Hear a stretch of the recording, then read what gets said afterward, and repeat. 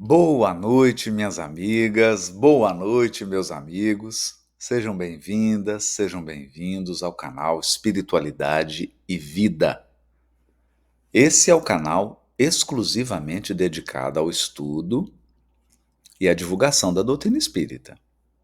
E hoje, quinta-feira, é o nosso dia de estudar o livro Mensageiros.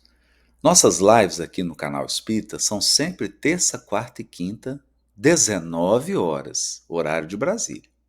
19 horas. Cuidado para você não confundir com a live do meu canal profissional, que é 8 horas da noite. A live espírita, 19 horas. Nós estamos estudando aqui o capítulo 12, terminando praticamente.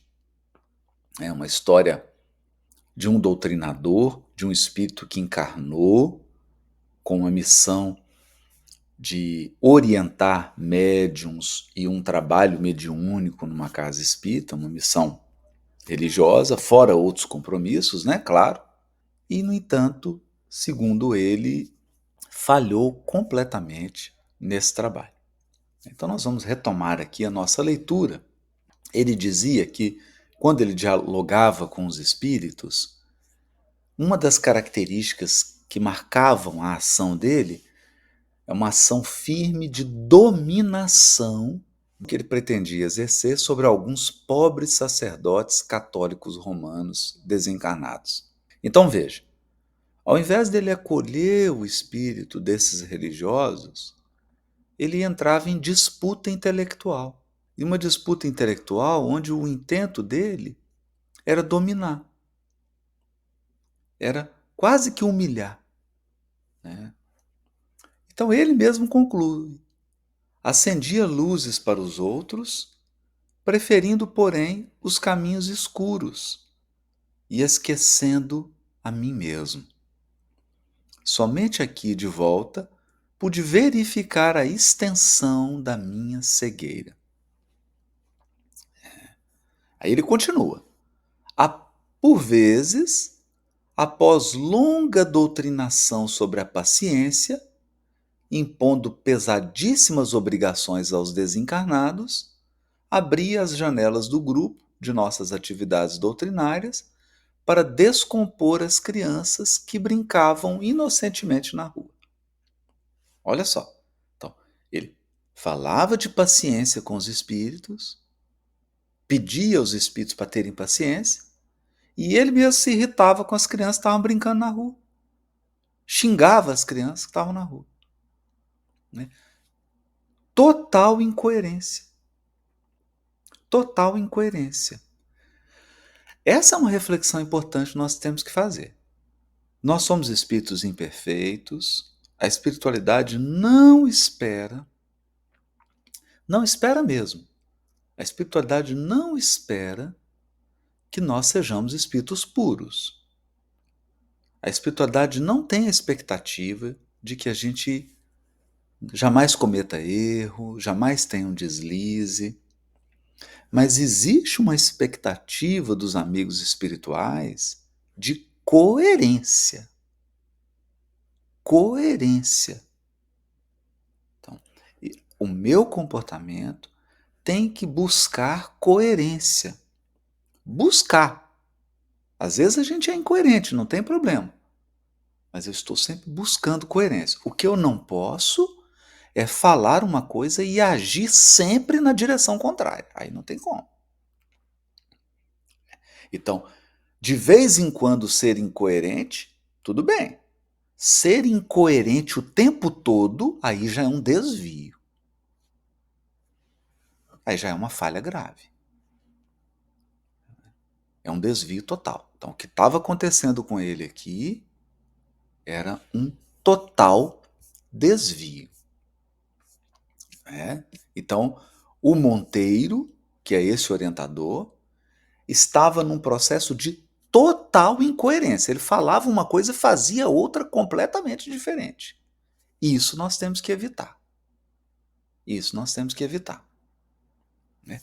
Concitava os perturbados invisíveis a conservarem serenidade, para daí a instantes repreender senhoras humildes presentes à reunião, quando não podiam conter o pranto de algum pequenino enfermo.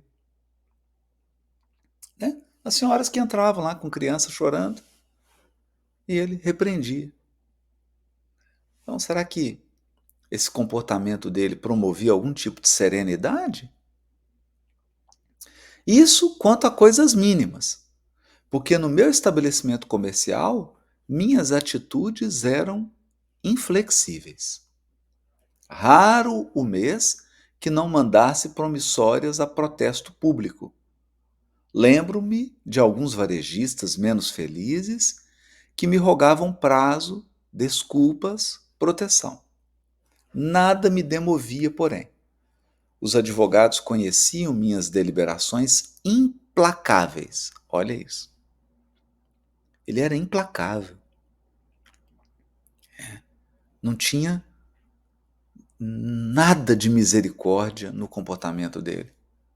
Passava os dias no escritório estudando a melhor maneira de perseguir os clientes em atraso. Entre preocupações e observações, nem sempre muito retas. E à noite, ia ensinar o amor aos semelhantes, a paciência e a doçura, exaltando o sofrimento e a luta como estradas benditas de preparação para Deus. Chega a ser irônico, né? Chega a ser bizarro. Né?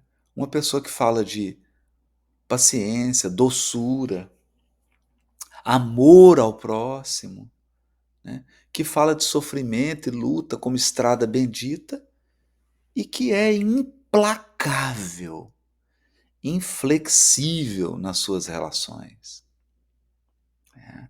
Que é incapaz de exercer misericórdia.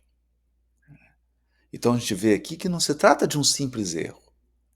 Não se trata de alguém que está tentando melhorar e não está conseguindo. Aqui nós estamos diante de uma pessoa absolutamente incoerente.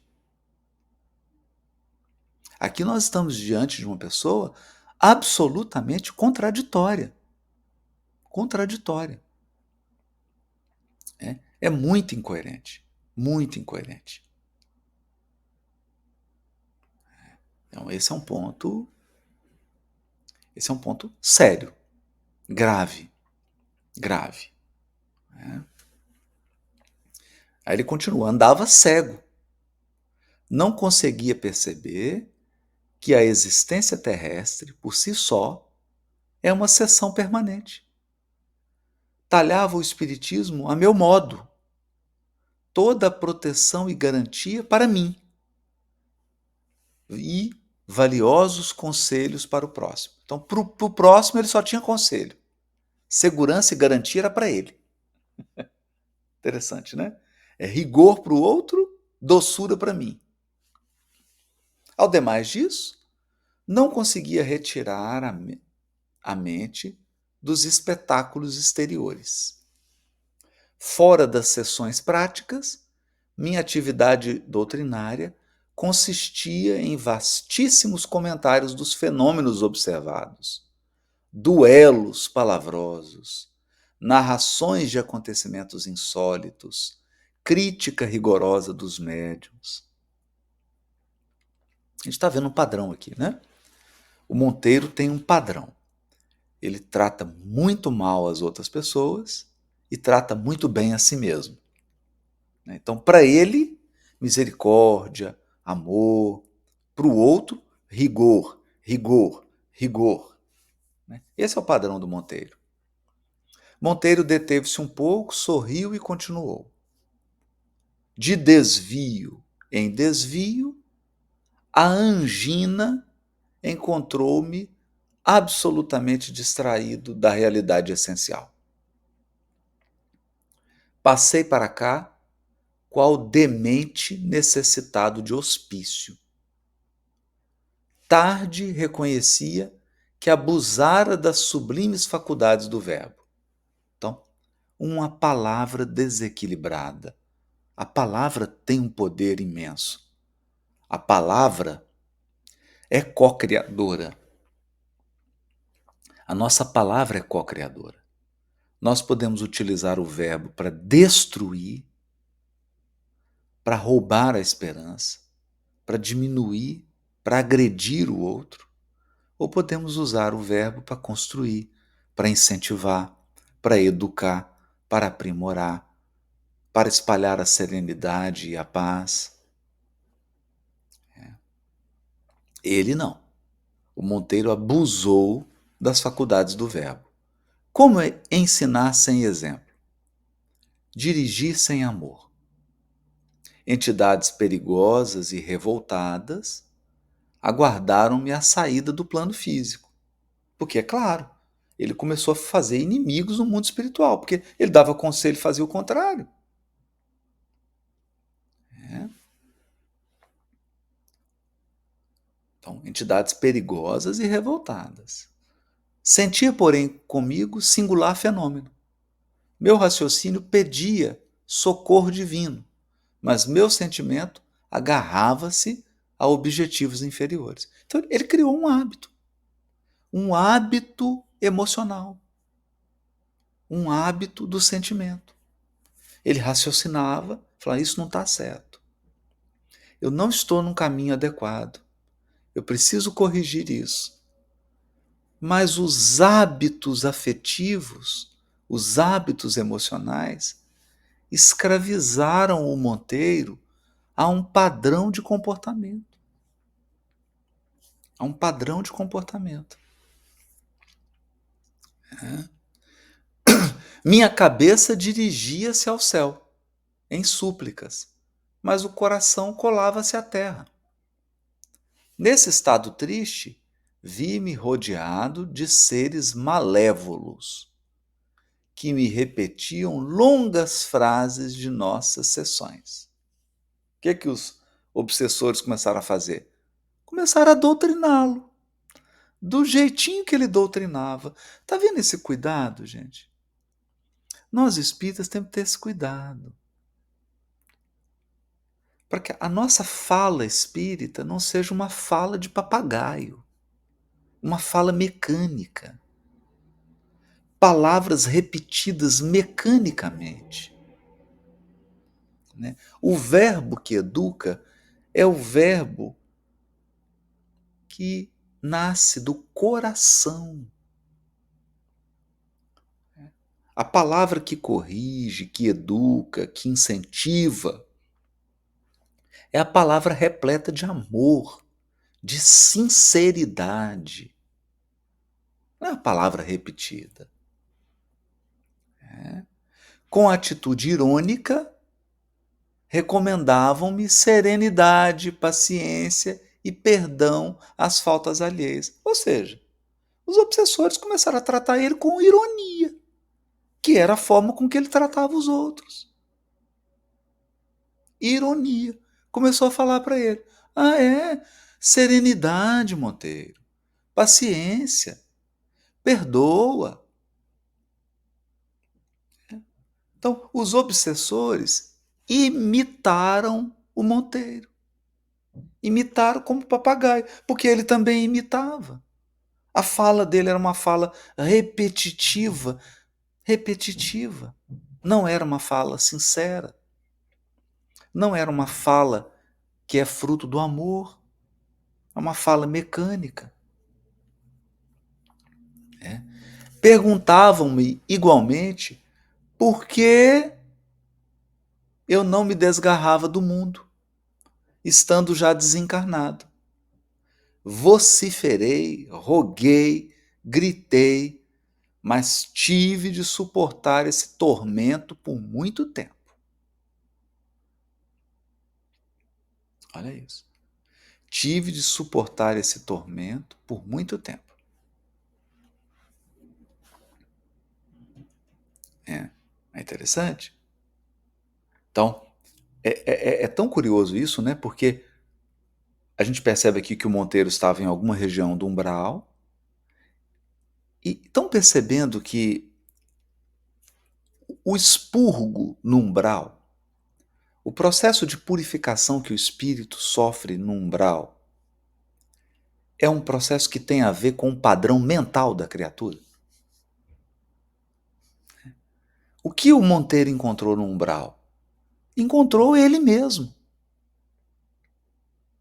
Ele encontrou no umbral aquilo que ele foi enquanto encarnado. Então, os tormentos que a gente vive no umbral são tormentos idênticos ao nosso padrão mental,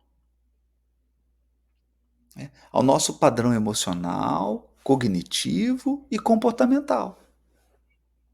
É isso que a gente encontra. Então é muito curioso que o que o Monteiro encontrou no umbral foram doutrinadores como ele. Pessoas que faziam doutrinação como ele fez. E por que Deus permite esse tipo de experiência? Para que o espírito enxergue aquilo que ele faz. Porque o Monteiro não estava enxergando o seu padrão.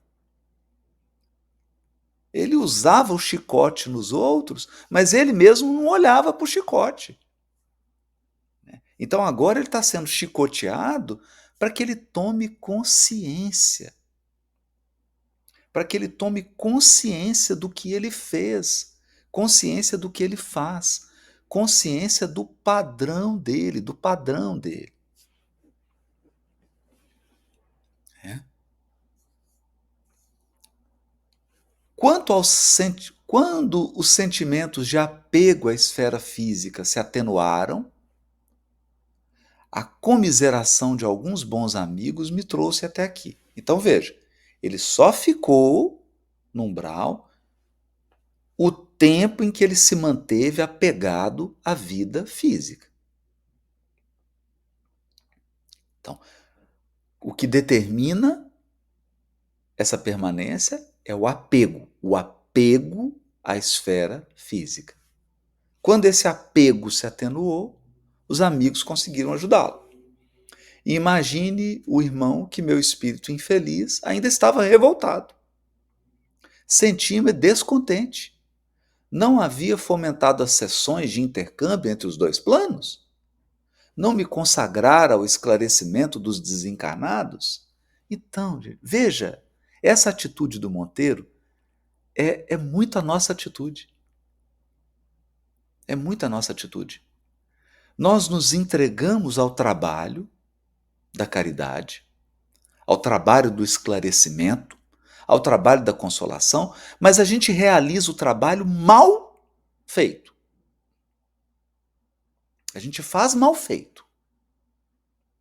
A gente realiza o trabalho em total desequilíbrio, em total desacordo com o Evangelho de Jesus. E depois a gente quer que esse trabalho seja fonte de mérito.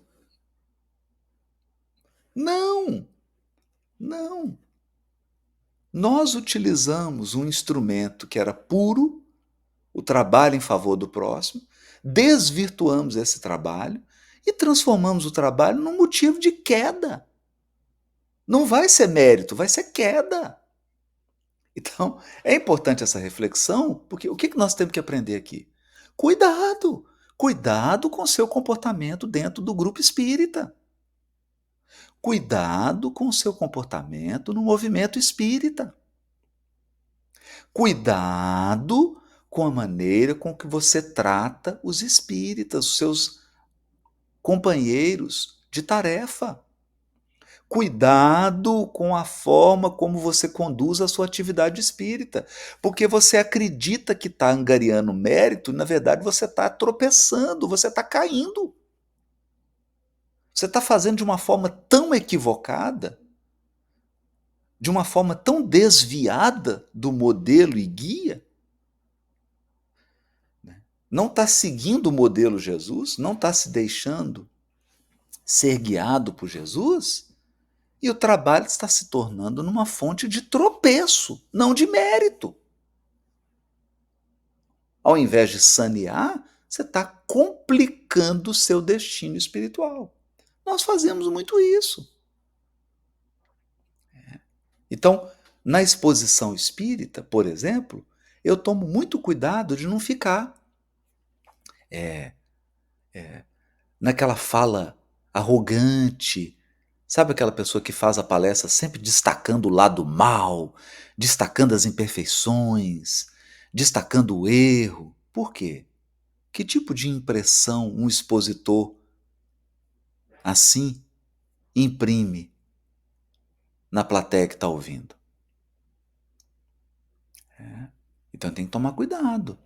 A tarefa da exposição é muito bonita, é muito séria, é uma grande oportunidade, mas você pode usar essa tarefa para cair ou para se reerguer. Então, o verbo equilibrado, o esclarecimento ponderado, a consolação, o respeito ao outro, o respeito à dor de quem está sentado ouvindo, né? Esse cuidado com a nossa tarefa, esse amor ao semelhante. Amor ao semelhante. É isso que confere à nossa tarefa a qualidade de mérito. É isso que confere à nossa tarefa os elementos libertadores do nosso destino. Do contrário, nós estamos ali simplesmente utilizando uma tarefa nobre para dar vazão à nossa imperfeição espiritual. Então, a tarefa pode se tornar uma pedra de tropeço. Ao invés de subir, ao invés de construir, vou usar a tarefa para cair. Né? Percebendo-me a irritação ridícula, amigos generosos submeteram-me a tratamento. Não fiquei satisfeito. Pedi à ministra veneranda uma audiência. Olha isso. Ele pediu para falar com a ministra veneranda. Visto ter sido ela a intercessora da minha oportunidade. Queria explicações que pudessem atender ao meu capricho individual. A ministra é sempre muito ocupada, mas sempre atenciosa. Não marcou a audiência, dada a insensatez da solicitação. No entanto, por demasia de gentileza, visitou-me em ocasião que reservara a descanso. Olha isso. A veneranda pegou o descanso dela e foi lá visitá-lo. Crivei-lhe os ouvidos de lamentações. Chorei amargamente e durante 2 horas ouviu-me a benfeitora por um prodígio de paciência evangélica. Em silêncio expressivo, deixou que me cansasse na exposição longa e inútil. Olha a sabedoria da veneranda. Olha a qualidade da escuta dessa ministra. Deixou ele desabafar. Deixou ele fazer a catarse dele por 2 horas. Falou, brigou, esbravejou. 2 horas. Quando me calei, aliviou, à espera de palavras que alimentassem o monstro da minha incompreensão, veneranda sorriu e respondeu: Monteiro, meu amigo, a causa da sua derrota não é complexa, nem difícil de explicar. Entregava-se você excessivamente ao espiritismo prático, junto dos homens, nossos irmãos, mas nunca se interessou pela verdadeira prática do espiritismo junto de Jesus, nosso mestre. Nossa, que, que síntese fantástica. Monteiro, você se dedicou ao espiritismo prático junto aos homens, mas você se esqueceu da prática do espiritismo junto a Jesus.